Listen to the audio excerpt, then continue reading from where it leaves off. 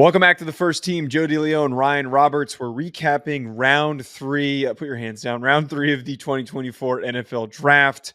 We reacted to round two, round one. And if you missed that, go and check those episodes out. We're going to be sharing the picks that we like the most. Round three was weird. There were a lot of very, very, very random picks that I think both of us don't love, and kind of like what we did with the second round reaction show. I don't want to be too negative because there were some good ones. There were some really nice steals in the third round. First one I want to bring up, Ryan, Christian Haynes, pick 81 to the Seattle Seahawks. Their offensive line has been slowly improving, but it's also been an offensive line that for a long time was a huge weakness for them.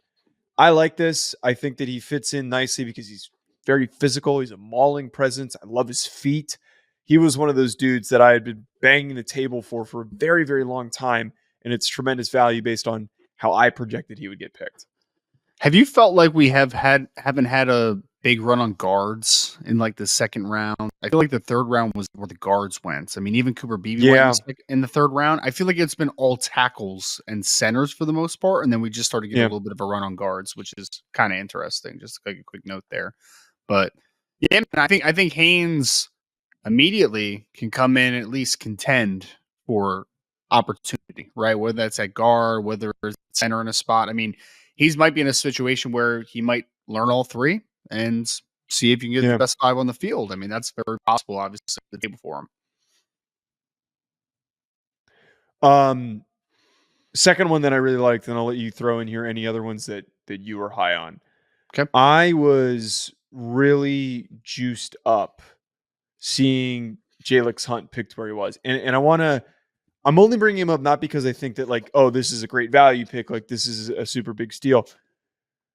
I just like that his landing spot and the destination that he's going to. He's going to a team that we applauded for their efforts so far in this draft of getting multiple defensive pieces. The roster's already relatively filled out.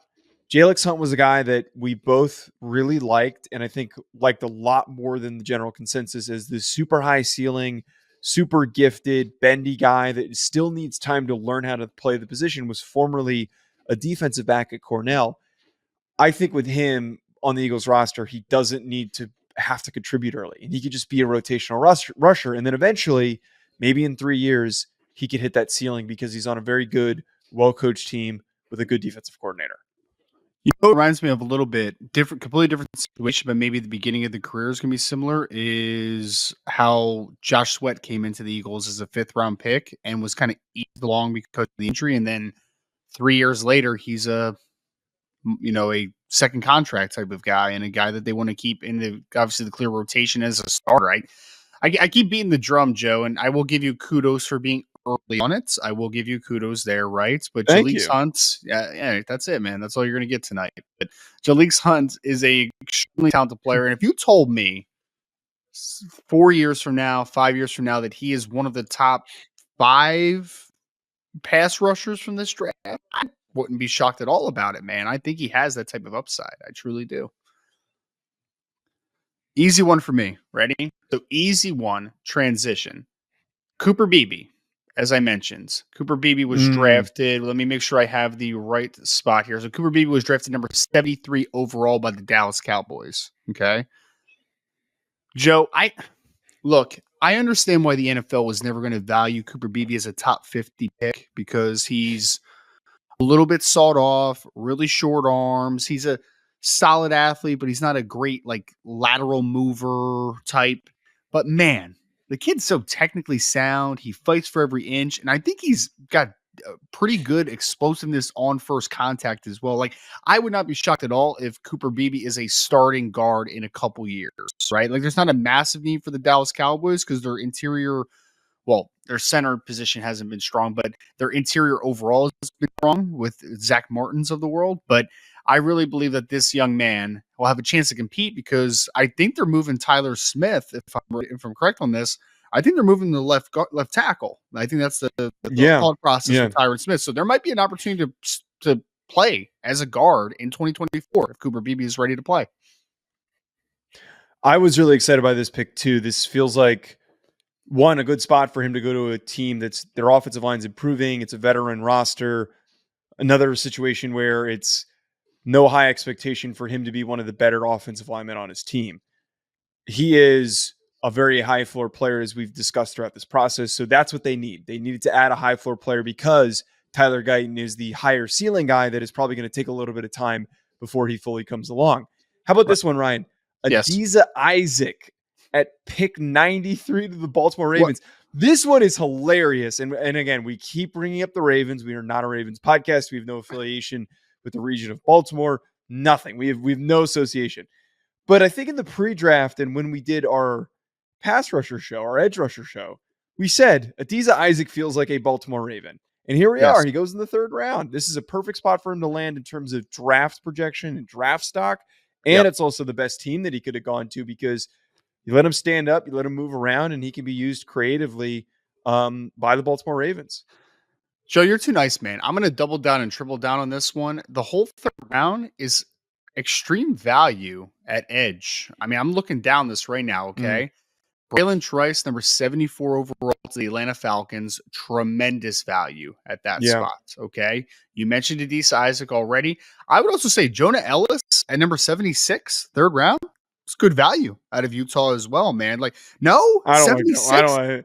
76, I thought he was super stiff, man. I didn't really get it with him. I thought that 76 though. You did this with I had like a top 150 on him. I had a top 150 on him. I wouldn't take him until the middle to the end of the fourth round. You're such a hater, dude. You're absolutely a hater. But Yeah, even sure. all right, fine. Throw To Jonah your Ellis point. out. We still talk about Jaylx Hunt as another edge rusher. There are 3 to 4 very talented edge rushers that maybe could have gone in the second round, but they get tremendous value here in the third. I will contend this, and I will talk about this in every recap show that anybody has, whether it's on a radio spot or a podcast.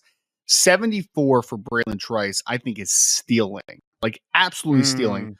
This is my favorite Atlanta Falcons pick, and I know that the bar has not been set very high in that regard. The rest of them were bad. Yes. But I think that one, they did the Baltimore Ravens thing on this 74 pick. They were like, you know what? Braylon Trice is really good. Let's draft Braylon Trice at 74 when he was probably more of a top 64 player, but they got the value, and I think that he is a ready-made pass rusher. He might not have an upside of some of these other guys that we're talking about in this show, or especially obviously early in this draft, but if you told me 3 years from now that Braylon Trice is a starting edge that's just getting 7 to 9 sacks a year, I would not be shocked at all because I think he brings that ready-made NFL pass rusher profile right to the table immediately. BetOnline remains your top spot for all of your live betting action and contests. NFL, college football, UFC, NHL are all in full swing. BetOnline is your number one source for wagering news, odds, trends, and predictions with both desktop and mobile access at any time. Head to BetOnline today and use promo code BELIEVE, that's BLEAV, for 50% off your first deposit. That is a 50% welcome bonus. BetOnline, where the game starts. 2 defensive tackles that I really liked in this third round. And that's kind of it for me for guys that like really stand out. I like that Trey Benson ends up being the second running back. Was he the second or the first? Yeah. No, he was the first running back that was taken, right? No, second. Brooks was taken in the second round. I'm Jonathan Brooks. All right, so he was the second one taken. Cardinals offensive line's not great, so I just don't know how he projects and what he can do early on. But defensive tackles that I loved, McKinley Jackson with the Bengals because they needed a replacement for DJ Reader, and he's just going to be a space-eating monster, and I loved him. He was my second defensive tackle, if I remember correctly off the top of my head. And then DeWayne Carter from Duke getting to play alongside Ed Oliver on that Bills defense. So the trade back nets you a really monstrous interior defensive lineman. I love both those picks. There's probably some others that you would be willing to bring up, but those ones are probably the last 2 big ones for me. So 2 other ones that I would shout out real quick. Number 69, third round, Junior Colson, linebacker from Michigan to the Los Angeles Chargers. Dude, that was my number 1 linebacker in this class. I had a early second-round grade on him, and I was listening to the broadcast, and it seemed like a lot of NFL teams did too, according to Daniel Jeremiah. Again, there's some context there, and there's some, that's a grain of salt conversation, but he was only the 3rd linebacker taken. I mean, he was the 3rd linebacker selected in this class, and I was a little surprised by that, man. Number 69 overall. I think the Los Angeles Chargers are a big winner for me through 2 days. Like, I really like what the Chargers have done. They go Joe Alt, they go Ladd McConkey, and then they get a guy like a Junior Colson, who obviously Jim Harbaugh is very familiar with in that Michigan defense. I think that is a really good spot. And then here's my fandom kicking in here, Joe. Fandom real quick. Cam Kitchens, Los Angeles Rams at pick 99. I still contend best center fielder in this class, best range working from depth. And the Rams found tremendous value here. I've been up and down with my Rams thoughts so far this draft class, okay? Yeah. Love the Jared Verse pick. Didn't love the Braden Fisk pick. Was fine with the Blake Corn pick. Love the Cam Kitchens pick. I think that he could potentially play for the Rams very soon in their tenure there. And that was one pick after Peyton Wilson going to the Pittsburgh Steelers. You want to talk about another team that's made tremendous value. Oh, my God, yeah. Pittsburgh Steelers going and getting Troy Fautanu, and then going to get Zach Frazier, and then following that with Peyton Wilson at pick 98 because of the medicals. That's tremendous value in this class.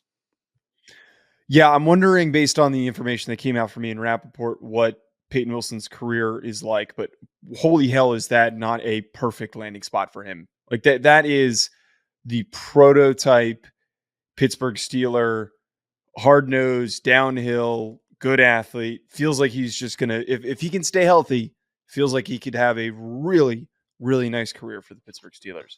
Any other thoughts before I close this out here? I want to throw out the weirdest pick of the night, Joe. Just weirdest pick of the night. Okay, it's going to come off slightly negative, but yeah, we just need to talk about it for a second, okay? Caden Wallace going in the 3rd round was not on my bingo card, sir. That was probably the worst pick of the 3rd round. That was an insane pick. That is ridiculous pick. Did you even see the cut-ups that they showed as highlights on the thing? And I'm just like, even his highlights aren't impressive, bro. Like, even his highlights aren't impressive. Like, it's just wild. A guy. It's just a guy. That's a Jag. Jag plus. Did you notice this one? Forget Caden Wallace for a second. Here's a weird one. Tip Ryman was drafted in the 3rd round. Jatavion Sanders wasn't drafted in the first 3 rounds. Did you notice that? Did you notice that? That was Theo Johnson either. No Theo Johnson either. Interesting, man. Very interesting. The tight end class has not panned out as I think as a lot of people have expected. And I think the NFL was smart enough to realize, hey, this is not a good tight end class. So we're going to be very specific with our decision making. We're going to recap day 3 tomorrow. Stay tuned. We'll be back. Enjoy the rest of your week.